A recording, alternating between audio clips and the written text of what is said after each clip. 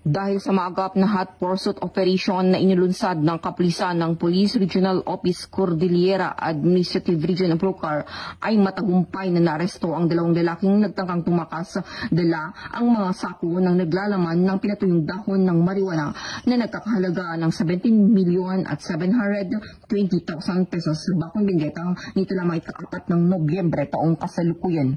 Ayon sa ulat ng First Benguet Provincial Mobile Force Company at Benguet Police Provincial Office, sila ay nagsasagawa ng checkpoint operation sa Sitio Gagyan, Barangay Gambang, sa nasabing bayan nang mapansin nila ang isang sasakyan na papalapit sa checkpoint. Ngunit sa halip na tumuloy ay bigla itong umikot at bumalik patungong barangay Ampusungan, Bacon.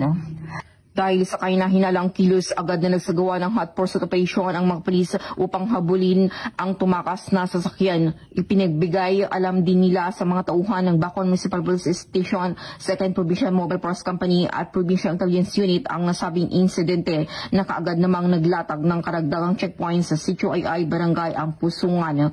Dahil sa mabilis na aksyon ng kapulisan ay agad na natuntun ang naturang sasakyan sa Sitio Mugaw, Barangay Gambang. Mga 3 to 4 kilometers yung tinakbo ng patakas na mga suspect, and then hanggang sila nga po ay nahuli. Kinilala ang mga suspect bilang dalawang lalaki na may edad 25 years old at 24 years old na kapwa residente ng Parañaque City. Sa isinagawang inspeksyon sa loob ng sasakyan, natuklasan ang ilang sako ng tubular nets na puno ng pinatuyong dahon ng marijuana.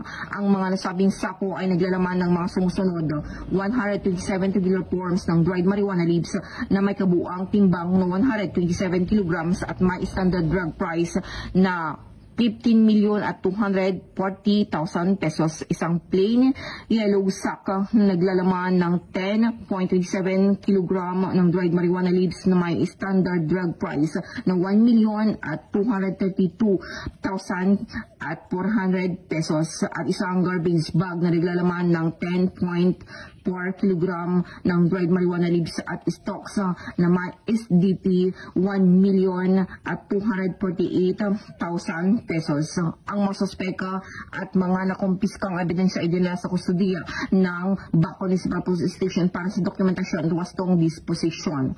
Sasampahan ang mga suspek ng kasong paglabag sa Republic Act 9165 o Comprehensive Dangerous Drugs Act of 2002. Mula dito sa Riyon ng Cordillera, ako ang inyong PNN correspondent, Police Master Sergeant Lenny Valerio, alagad ng batas, tagataguyod ng Balitang Pulis.